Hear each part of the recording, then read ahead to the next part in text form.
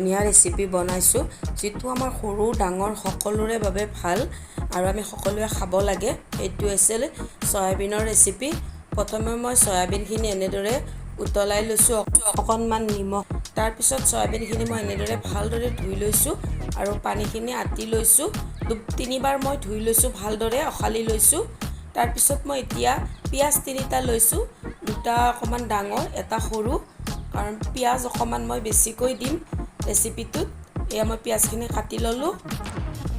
তাৰ পিছত মই ইয়াক জলকীয়া কেইটামান লৈছোঁ আৰু এনেকৈ মই হাতেৰে ছিঙি ল'ম। আৰু তাৰ পিছত এয়া মই আদা নহৰু লৈ লৈছোঁ। যিখিনি আদা নহৰু মই মিক্সাৰ জাৰত দিলেও হয়, কিন্তু মই মিক্সাৰ জাৰত নিদিওঁ। মই এইখিনি পুৰা মিহি নকৰোঁ, অকণমান থেতেলাই ল'ম এনেদৰে। এয়া দেখিছে। তাৰ পিছত মই এতিয়া বনাবলৈ আৰম্ভ কৰিম। এয়া মই কেৰাহীটোত তেল দি দিছোঁ। আপুনি নিজৰ ইচ্ছা অনুযায়ী দিব পাৰে, অকণমান তেল বেছি কম নিজৰ মতে দিব পাৰিব। তাৰ পিছত তেজপাত 2টা মই ভালদৰে এনেকৈ ছিঙি দি দিছোঁ তেলখিনিত। তাৰপিছত তেজপাতখিনি মই ইয়াতে থৈ নিদিওঁ, সেইকাৰণে মই প্ৰথমতে দিছোঁ। তেজপাতখিনি মই উঠাই দিম। তাৰপিছত এয়া শুকান জলকীয়া মই দি দিছোঁ। শুকান জলকীয়াখিনি দিয়াৰ পিছত মই এতিয়া পিঁয়াজখিনিও দি দিম। যেতিয়া শুকান জলকীয়া বেছি অকণমান দেৰি হোৱাৰ লগে লগে জ্বলি যাব, সেইবাবে মই লগে লগে পিঁয়াজখিনিও দি দিলোঁ। পিঁয়াজখিনি মই ৰঙা হ'বলৈ দিম, যাতে পিঁয়াজখিনি ভালদৰে আমাৰ কালাৰ আহে। পিঁয়াজখিনি ৰঙা হ'বলৈ দিম, কাৰণ পিঁয়াজখিনিৰ ওপৰতে নিৰ্ভৰ কৰিব তৰকাৰীখন কেনেকুৱা কালাৰ আহে। এয়া মই নিমখ 1 চামুচ দি দিছোঁ। নিমখ আপুনি সোৱাদ অনুযায়ী দিব আৰু লাগিলে পিছতো দিব পাৰিব, সেইকাৰণে মই নিমখ একবাৰ দি দিছোঁ 1 চামুচ। এয়া তাৰপিছত আদা নহৰু যিখিনি মই থেতেলাই ৰাখিছিলোঁ সেইখিনিও মই দি দিলোঁ। এইখিনি মই ভালদৰে লৰাই ল'ম, গোটেই পিঁয়াজ আৰু আদা নহৰুখিনি যাতে ভালদৰে মিলি যায়, এনেকৈ লৰাব লাগিব।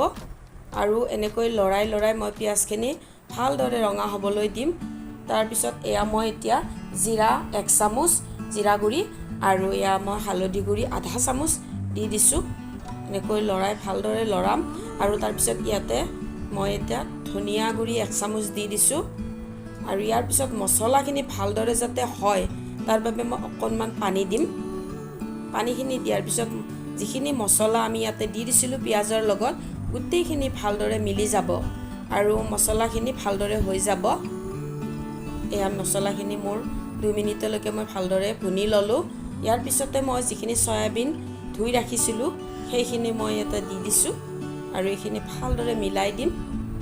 তল ওপৰ কৰি অকণমান সময় লৰাই থাকিম, যাতে মছলা চয়াবিন গোটেইখিনি ভালদৰে আমাৰ চয়াবিনত সোমাই যায়। মছলা যিখিনি আছে আমি সেইটো লৈ লক্ষ্য ৰাখিব লাগিব। আৰু এনেকৈ মই ইয়াতে অকণমান পানী দি দিছোঁ, কাৰণ পানী দিব লাগিব, কাৰণ আমি কি কৰিম, মছলাখিনি যাতে চয়াবিনৰ ভিতৰলৈকে যায়, সেইবাবে অকণমান পানী দিলে মছলাটো সোমাই যাব। তাৰপিছত মই ইয়াতে ইলাচিৰ গুড়ি, যিখিনি আমাৰ গৰম মছলা থাকে, তাত অকণমান মানে আধা চামুচতকৈ কম মই ইয়াতে দি দিছোঁ।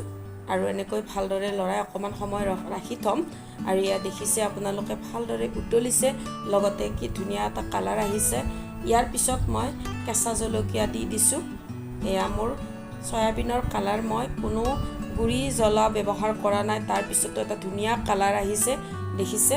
ভিডিঅ'টো চাই কেনে পাইছে কমেণ্টত জনাব। মোৰ ৰেচিপিটো আজি কেনে লাগিছে, লগতে মোৰ ভিডিঅ'টো লাইক শ্বেয়াৰ কৰি দিব। আৰু যদি মোৰ চেনেলত নতুনকৈ আহিছে, আপুনি চেনেলটো আজি নতুনকৈ চাই আছে, ছাবস্ক্ৰাইব কৰি দিবলৈ একেবাৰে নাপাহৰিব। আকৌ নতুন ভিডিঅ'ত লগ পাম। আজিলৈ এৰিছোঁ।